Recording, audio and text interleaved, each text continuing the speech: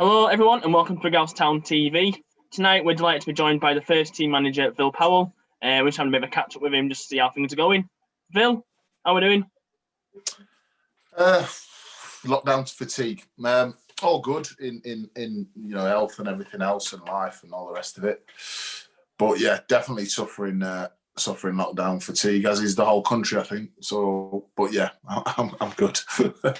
Excellent. I'm going to say the first question was, how's lockdown been for you? You know, you've got 2 kids at home now, is it? And I'm supposed after them, and as well work from home as well.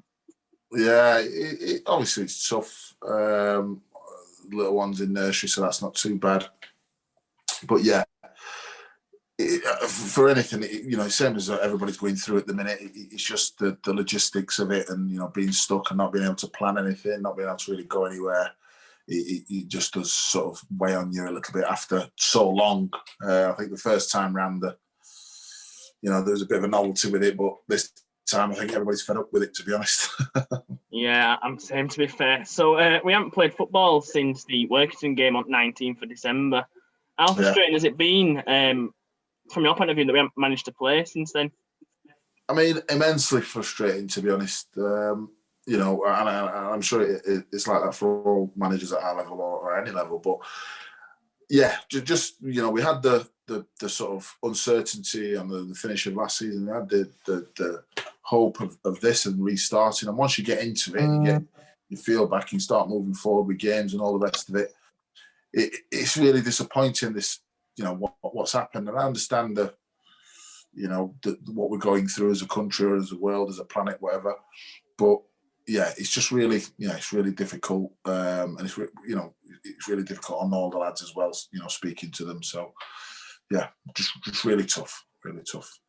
Yeah. So for those people watching that don't know, the season's been decided by a vote by the 3 Trident leagues: the Northern League, the Southern League, and the Isthmian League, and they're all voting on how they think they should end the season. What's your thoughts, Vill, on potentially the season coming to an end right now?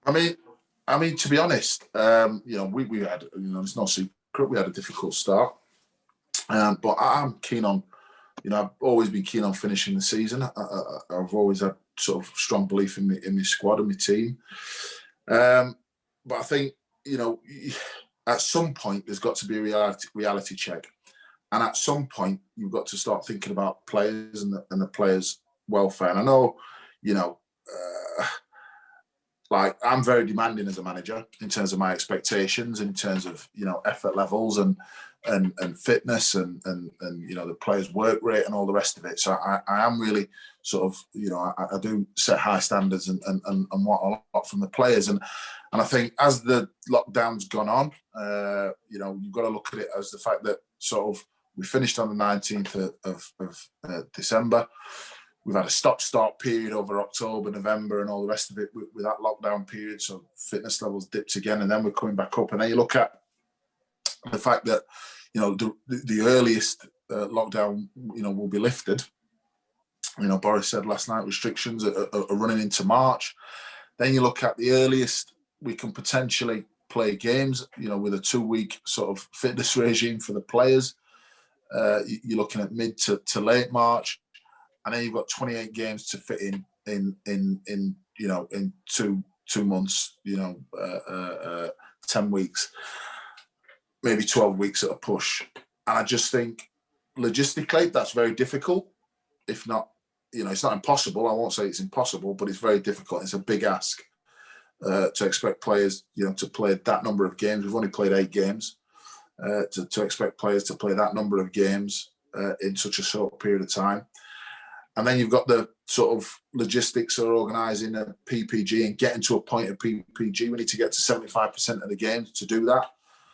So that becomes either way, it becomes a difficult task to do that in that short period of time. So for me, if there is a sensible way that doesn't mean sort of dragging the season into June and July, because that, I don't want to do that, to be quite frank, with the year we've had.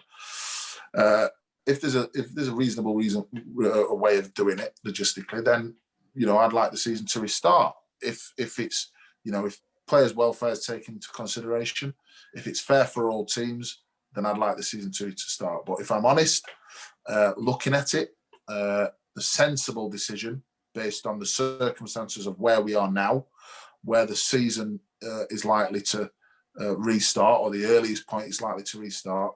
I think, you know, the FA's recommendation is a sensible one, and I can see why they've done it. I understand that's frustrating for all teams that are knocking on doors. I've seen bits and pieces flying out from clubs that are knocking on doors of promotion and around that.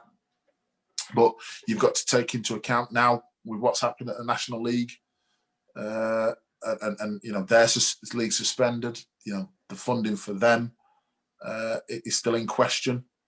So their league, you know, there's a vote on their season as well. So I just think it's just a big, massive sort of minefield at the minute. And if I'm honest, you know, I can't see how they can realistically restart it based on the circumstances. And based on the circumstances solely, a sensible decision would just be to sort of, again, I said this with a heavy heart, but write it off and start again fresh when we can, and when we know, and only when we know everything's able to do so, fully functioning as normal, bars, clubhouses, fans, everything as normal, and only then restart. So if we do end up null and voiding, as a club, what's our plans going forward? We have got some plans going forward, and you know, that involves you know, keeping the lads together and keeping the lads active. At this point, I don't want to go into detail. Obviously, I'm sure you're aware of why. But yeah, we've got plans to keep the lads active, to keep the lads ticking over, to help with, you know, their mental health, because I know a lot of the lads are struggling, not having football. They've been used to it for the best part of the, you know, depending on their age, 4, 5, 6, 7, 8, 9, 10 years, getting ready for football on a Saturday morning, so, or Tuesday night. So yeah, we have got plans to keep the lads active between now and the end of the season, and I'm sure they'll come to light as we know what's happening, depending on what happens with the season. Excellent. What have the players been getting up to since we've been in lockdown? Well, I basically continue with the regime that we kind of put to the players in the last lockdown, which was, you know, there's a standard of fitness that needs to be kept. Keep it, because we don't know what's happening until we know differently. But keep those levels. I've trusted the players, and to be fair, you know, the players have been brilliant. And in the previous lockdown, I trusted them to keep fit, and they did it.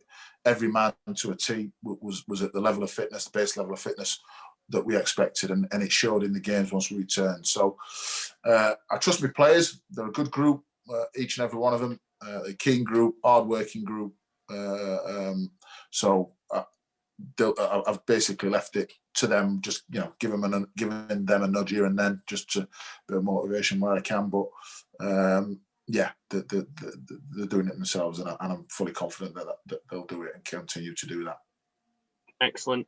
So yesterday, the government announced that we were allowed to get some grants from the Football Foundation. How much of an impact is that going to help the club financially? Well, every club's reeling, aren't they? Every club's suffering. Zero income.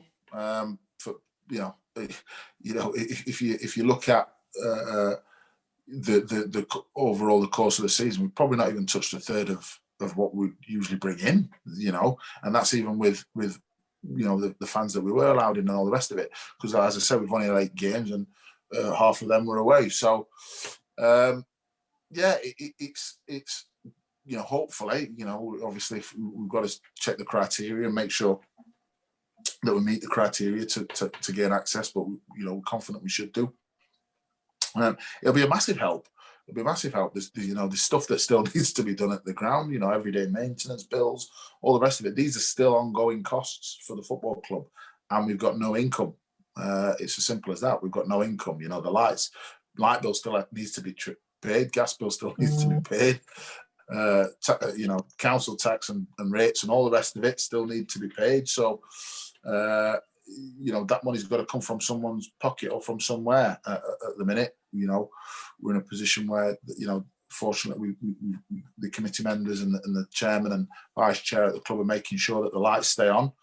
But that's not a forever situation, simple as that. So hopefully we'll get access to this grant, and then hopefully we'll start easing restrictions, and we can sort of get some kind of revenue back into the football club.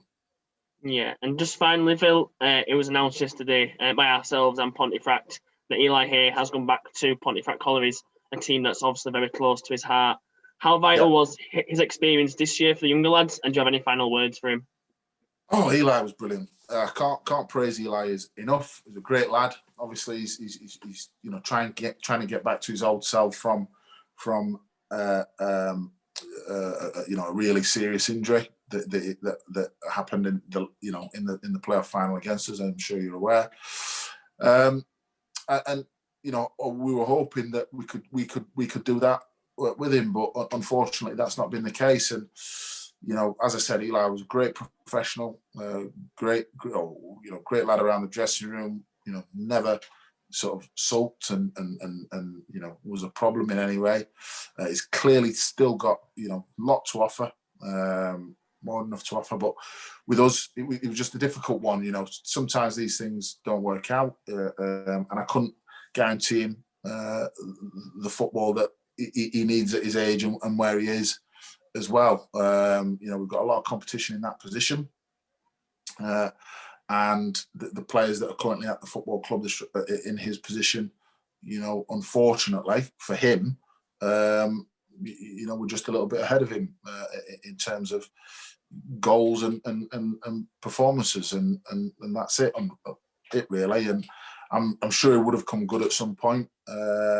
He just needed that goal. He's always a threat. He's always near things, or things just not falling for him. But sometimes that's how it is, and this is non-league football. So it goes with that. Certainly with the management team and the rest of the lads' sort of blessing and best wishes until they play us, obviously, if we play again this season. But it goes with our best wishes, and hopefully it'll be great to see him, banging the goals in again, wherever that is. If it's a Ponte or wherever that is, it'd be good to see him getting back to his old self. Nice one, Vill. Take care, stay safe, and we hope to see you soon. Top man, thank you.